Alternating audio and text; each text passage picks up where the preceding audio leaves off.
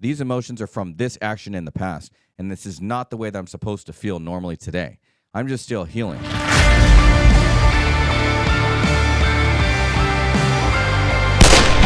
Welcome to 45 on the Hour podcast. I'm your host, Colt45.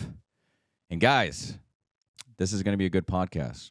This is something that I personally think is the most important part of the development stage. Mastering the emotional self. There is so much talk about mastering oneself. Just knowing yourself thoroughly, I think, is just the most important thing that we can observe as humans, as just in nature. I think that's one thing that we need to master, just in general. I think it's the most important thing. This is a podcast that, this style of podcasting is something that's been recommended by a few people, and a lot of people are asking for more personal podcasts, with just singling, me out with me doing the podcast itself. So I'm trying to do more of these. But this one hit home for me. And I think that just in general, mastering the emotional self for me has been probably one of the hardest things to do. Because I think as humans, we just have emotions that just go all over the place. And I think that our emotions can be, peaceful at one time and then, unstable at another time. And I think it's just all about the reaction. And I think trying to get to a point to where our reactions are related to the outcome that we wish to receive, I think that's the ultimate goal of self-mastery, right? How do we get there? Right? How do we get there? I want to start off with what a gentleman said, Lao Tzu. This is just a quote that he said. I thought it was kind of cool. He said, "He who knows others is wise. He who knows himself is enlightened." And ain't that the truth? Because most people spend their whole lives trying to figure out everybody else, but they never take the time to figure out themselves. Isn't that crazy? I was talking about that with a friend of mine the other day. I was talking about it, and I was going, don't we worry about other people more than we worry about ourselves? Isn't that like a thing with humans? Like, why do we do that? Why are we so fixated on what everyone else is doing that we get so lost in translation that we don't even work on ourselves? We don't even think about what we're doing, even though we're the most important thing in our reality, in our world. We have to focus on everybody else. Why is that? And I think it's because we're worried that we're not keeping up with everybody else, that we're so fixated on everyone else's life when we're not even fixated on our own life. Have you ever tried to be alone? That's my question for you today. Have you ever tried to just sit in your thoughts? You'd be surprised. Some of the hardest things that they do in prisons is put yourself amongst no one, and they allow you to just solitary confine. And the reason why they do that is because a lot of people lose their minds, because they don't know how to sit within themselves. You'd be surprised at how fast you realize who you are by just sitting with yourself alone. If you notice after 7 minutes, you start noticing, if you sit with yourself long enough, you start having a conversation with yourself. A lot of people don't understand that or even realize that they're doing it, but you're actually having a deep conversation with yourself. And then by 15 minutes, you don't even realize it, but you're probably in a completely different world. And then by 30 minutes, you could be creating a different world. And then if you do that long enough, over a long enough period of time, you'll start realizing exactly who you are inside. Your insecurities, your darkest thoughts, the thing that you envision for yourself, how you really think about yourself, and everything else. But I think the most important thing is to control your thoughts. And I think that's something that has a lot to do with self-mastery. Because if you can control your thoughts, then you can control the outcome of the actions that you wish to desire. And so what I always go into, especially with the transformation stuff that I do and whatnot, is I talk about how important it is for people to have non-negotiables daily. And I was just talking about this on my story earlier. And I was talking about, if you don't know the character and the person that you wish to build, how are you supposed to know what to strive for? You don't. You're just literally just shooting in the dark like, oh, I'll just be like this person and I'll follow this person and I'll do this. Here's the thing. Coaching and getting help in the beginning is okay. It's okay to have someone try to line you up with a blueprint, to put you on your way, to give you ideas, and then let yourself formulate after that. But if you don't have non-negotiables written out and you're not adjusting those non-negotiables every 3 to 6 months, especially in the first 3 years of your self-mastery, you're never going to change. You're never going to change. You have to put down in writing and then express it to the world. That's why I promote online stuff. I promote social media. Your social media stuff, your social media platform is your online resume. It shows people exactly who you are, shows your day-to-day, lets people get to know you, and then they end up liking that individual that they see. But that individual has to be 100% transparent. But that will never happen if you don't realize and acknowledge that you got to focus on oneself first. You got to prioritize yourself. Okay. So the emotional self loves ignorance. Okay. Which is crazy, right? It thrives when you're running on autopilot. You know those moments where your stress hits and you just react? I'm one of those people. I start hitting stress and then I want to react to it. I start getting emotional. I start feeling like, why is it like this? Why are these people treating me this way? Why is it happening this way? And we just question the word why. Why? Instead of just realizing that we have no control over anybody else except for ourselves. And I think that's the most important fact that we can realize today is that we have to be in charge of our own self first. Because if we can master ourselves, we can master our life. That's the emotional self taking the wheel, okay, just in general. Maybe your default is to please people. I don't know. Maybe it's to lash out. Maybe it's to control. Maybe it's to manipulate. Maybe it's to shut down, okay? I've done all of those. I'm totally guilty of it. And that's me. And I'm pretty sure a lot of you guys relate to a lot of those things. Because a lot of us don't like the feeling of being judged. We don't like being judged, okay? It is something that hurts people, okay? And that's why I promote non-judgment, because the only person that can judge me is God himself. We've all got versions of ourselves that show up under pressure. And that's why I like pressure. I like being in business. I like being under pressure. Shit, where am I going to get this money? Where am I going to get this help? You know, I have no guys today because everyone called out sick. You know, this happened. But I always get through it, no matter what. I always get through it. There's never been a time that I never got through it because I'm an action-based person, because I always put discipline in front of everything else, because my daily actions constitute the person that I'm ultimately trying and striving to be. So when shit hits the fan, I've been under so much pressure for so long that when pressure hits me, it's like a walk in the park. It's like, oh, yeah, I deal with this on a daily. Oh, no problem. This person did this or that happened or that fell through. No problem. We got it covered. But the second you see it, it loses power, right? That's what you got to master. You can't tame what you refuse to acknowledge. So the first step towards being rational, okay, disciplined and in control is awareness. I want to talk about reflections and patterns, okay? This is important. Start paying attention to your own patterns. So this is funny. A friend of mine taught me this the other day, more like a week ago or so. We were talking about observing yourself from afar, like a third person. And it's actually my pastor, and he was talking about, why don't you try taking yourself out of your own body and looking at yourself from afar? Try to realize what you're doing when you're in those pattern states.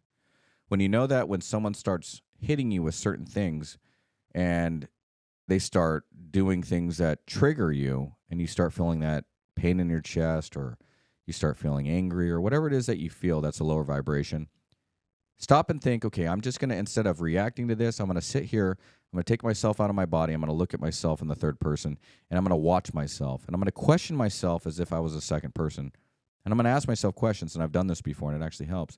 I say, what are you doing?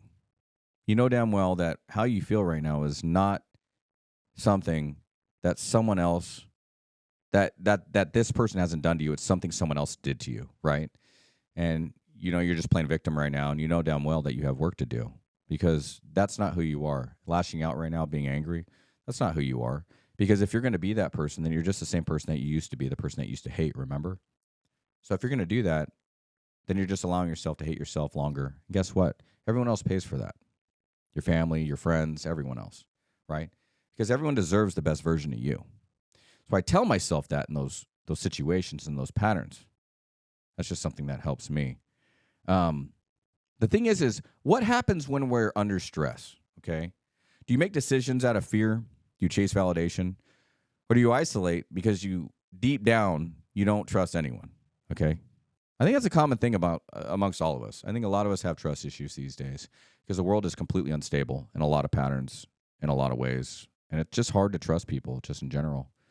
I think as humans, we fear a lot of things. We fear loss. We fear loneliness. We fear stress. We fear not being appreciated, not being validated by other humans. I think that's something that we all struggle with on a daily. And it's something that's just there. The key is to step outside yourself long enough to observe, okay? Like I was mentioning earlier, you got to ask, what version of me is running this moment? It's crazy, right? If you talk to yourself and you're having those conversations, especially when you're alone, have conversations that promote health, conversations that are positive, conversations that only get you to a place that's going to get you to where you want to be. If you're having conversations with yourself that are negative, like, oh, no, I can't do this. Oh, see, he did this to me again. Oh, see, I knew this was going to happen. Those conversations have no power in your purpose. They're not going to help you. You have to recognize that, and you have to think before you start telling yourself that. Because what you tell yourself is ultimately going to be your reality. If you start telling yourself, the version of me that is running this feeling in this moment of despair, this stress, whatever you're fearing, fear, loss, untrusting, is the new version of myself. This new version of myself isn't going to react in a way that's different, is the same as I was in the past. It's going to react in the current version of myself, which is to heal, which is to forgive, which is to learn, which is to feel peace, which is to move on. Because the second you identify it, right, and you make it known, the emotional self loses its grip. The emotional self loses its grip when you identify the emotions and the feelings that you feel, and then you talk about it to yourself. And you tell yourself, these emotions are from this action in the past, and this is not the way that I'm supposed to feel normally today. I'm just still healing. But the work is in the work, okay? So if you give yourself work to do, and then you project it, and then you do that work, you're going to feel better. That's when your higher self, your spirit self, steps in and takes command, which I like to call your subconscious. And the subconscious, you guys, is the voice of God. That feeling that you get when you know you're doing something wrong and that's outside of your character, that's outside of the line of the person that you want to be, when it's breaking, you're breaking character and you're breaking how you normally would react to things. And that in itself is not going to constitute growth. And you're going to feel like shit. And when you feel like shit, it's because you're acting outside of your non-negotiables and outside of the person that God wants you to be. That's why you feel that way. Don't feel that way. Follow your conscience. Follow your beliefs. Number 3, strengths and purpose. Now let's flip it, guys, okay? It's not just about weakness, okay? It's about what makes you different. What are your strengths? What comes naturally to you that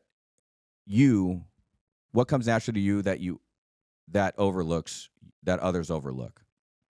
Because those gifts, those God-given tools, that's where your purpose lives, okay?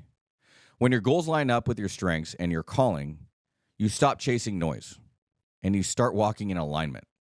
That's when you become unshakable, unbreakable, unpenetrable. A lot of us don't understand that, but when you're walking in your true purpose and your true alignment to which you feel inside that your subconscious is proud of, you don't have that pulling effect when you do something wrong and then you feel guilt. You feel better. You feel more authentic. You speak better. You produce words better. You pronunciate better. You just feel healthier. You just feel clear-minded. You have no, this is just for me. I just don't feel cloudy. I don't feel like I'm distraught. I feel purposeful. I feel driven. I feel proud. I feel emotions that are just happy thoughts, and high vibration thoughts. And they're all in the higher vibration frequency. So I got to master and I got to do the goals and I got to call myself out and I got to avoid that noise. Because if I do, I feel better just in general. Number 4, daily law challenge. Okay, this is important. We're getting to the end, guys, so pay attention. Here's today's challenge. Can you look at yourself with some distance and honesty? Man, that's hard, isn't it? Can you watch yourself the way you'd watch someone else? No judgment, just truth. Think about that for a second. How can you watch yourself and judge yourself? Okay, people do that all the time to others, but can you do that to yourself? What if you look at yourself with no judgment and no truth and project that onto others? Because no one should be judged, right? Just look at them for the truth. What is the truth? Who are they really? Is that a person I want to associate myself with? You should think the same about yourself. If you don't like you, no one's going to like you. How can anybody like you if you don't like you? Think about that. A lot of people move through life as humans that have no purpose, that have no meaning. The thing is we all have purpose and meaning. We just don't know it yet. We're all meant to be here. We all have a reason to be here. Because if you can do that, you're already ahead of 99% of the people. Isn't that crazy? Over 99% of the people don't feel those things. No, most people do not look at people how they would look at themselves. That's why they're so judgmental. That's why the world's so hard to get through. Wouldn't that be crazy if the whole world was on the same path? What would it be like today, I wonder? It's crazy. That's where growth begins, in awareness. Realizing what you're doing, who you're doing it to, and how would you like that done to yourself? If you can't fix what you refuse to face, and you can't elevate what you don't understand, okay? If you don't understand something, that doesn't mean that you need to hate it. That doesn't mean that you need to not appreciate it. A lot of people don't understand you. And that's okay. They're not supposed to understand your journey, because that's your journey, you know? The only person that understands your journey is God himself. That's it. No one's going to be able to understand your journey, and you're not going to be able to understand theirs.